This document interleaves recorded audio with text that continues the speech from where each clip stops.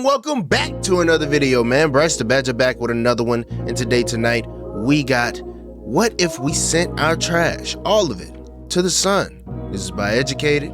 Link is in the description to the original video. If you like the video, subscribe if you fuck with the vibe. And let's go ahead and get into it, bro. What if we did this thing that sounds smart, but probably isn't? What would happen?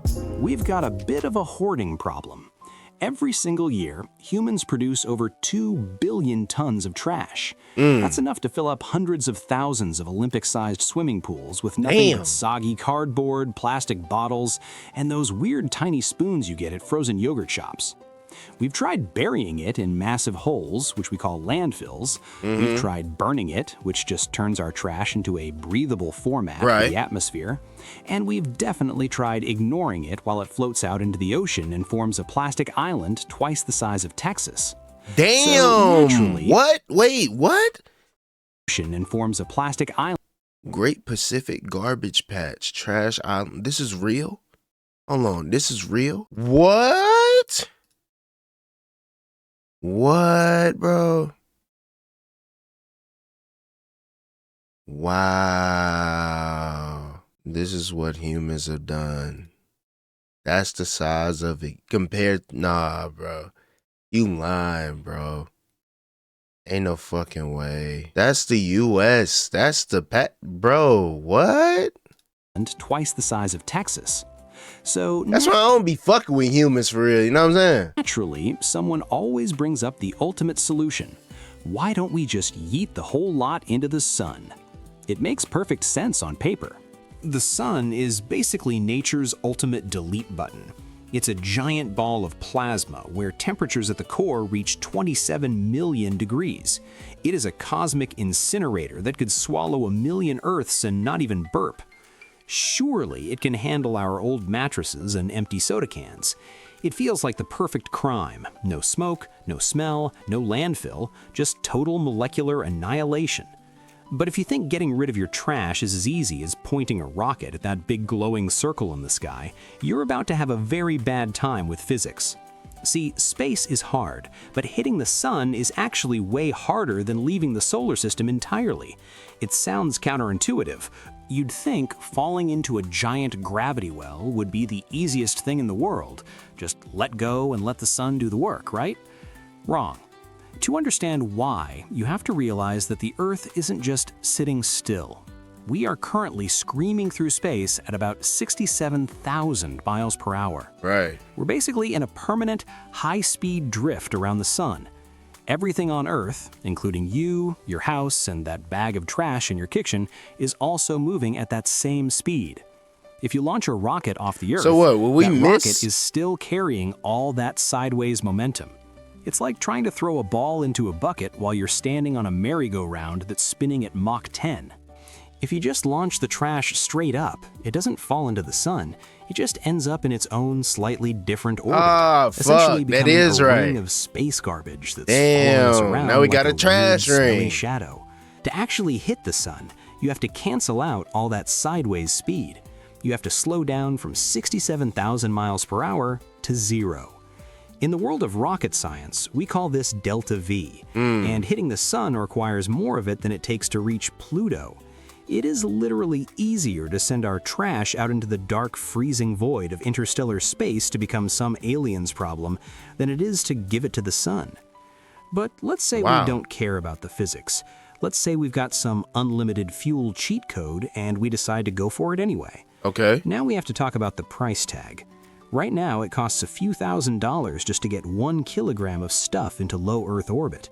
Your average person produces about 4 pounds of trash every single day.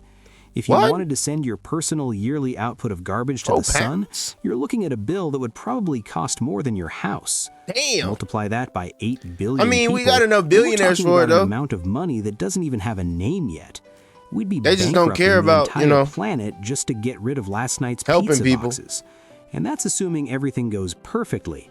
But we're talking about rockets, and rockets are basically just very expensive, I know some mega crackers. Very temperamental firecrackers. On a good day, they're the pinnacle of human engineering. On a bad day, they turn into a giant fireball about 30 seconds after liftoff.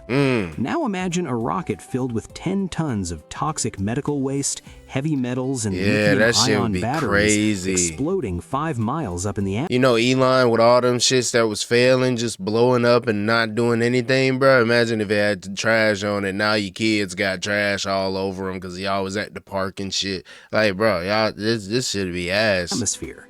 You aren't getting rid of trash anymore, you're basically seasoning the global jet stream with a fine powder of filth. Instead of a landfill in the ground, you've created a sky fill that rains garbage dust down on every continent for the next decade. Damn. It would be a literal environmental apocalypse. Even if we managed to build a space elevator that would be or insane. some kind of This giant would be electromagnetic stupid. railgun to cut down on costs, the sheer scale of the operation is mind-boggling. To keep up with the world's trash production, we'd need to launch a massive, heavy-lift rocket every couple of minutes, 24 hours a day, 365 days a year. The amount of rocket fuel we'd have to burn just to move the junk would probably punch a hole in the ozone there so big you could see it from Mars. We'd be cooking the planet with greenhouse gases just to keep the streets clean. And for what? The sun wouldn't even notice. To the sun, a billion tons of plastic is just a microscopic snack. It's like a blue whale eating a single grain of sand. It wouldn't clean the solar system, it would just be a colossal waste of energy and resources. So what about the moon? People always suggest that as a backup. Just turn the moon into the Who the fuck are these biggest people? attic. Who are these people that are suggesting these ideas? I'm gonna need them to just somebody rip their lips off or something, bro. Take their tongue away. Something, bro. They need to stop. Just stop with the talking. But the moon doesn't have an atmosphere to burn things up. Whatever we put there just stays there. We'd go from having a beautiful glowing white orb in the sky to looking at a giant gray ball of discarded tires and rusted out refrigerators. Not exactly the romantic view poets have been writing about for thousands of years. The truth is, there is no away. When we say we're throwing something away, can't we're be just destroyed, moving it bro. from one part of our tiny blue marble to another. The sun is too fast, the moon is too pretty, and space is just too expensive. It turns out that the most high-tech solution to our trash problem isn't a giant rocket or a cosmic fire pit. It's probably just using less stuff and figuring out how to turn our old junk into new junk. Thanks. It's not as exciting as a space-bound garbage fleet, but at least it won't accidentally glitter bomb the atmosphere with toxic sludge. For now, the sun is staying trash-free, and we're stuck figuring out what to do with those tiny yogurt spoons ourselves. Hey, that's okay, man. It's just that all these rich motherfuckers don't want to do what the fuck it takes to make the world a better place. But it's okay. Somebody gonna do it, bruh. I know one day somebody will do that shit. But if you like the video, man, like the video, subscribe if you fuck with the vibe. And I'm gonna catch y'all in the next one, bro. Peace.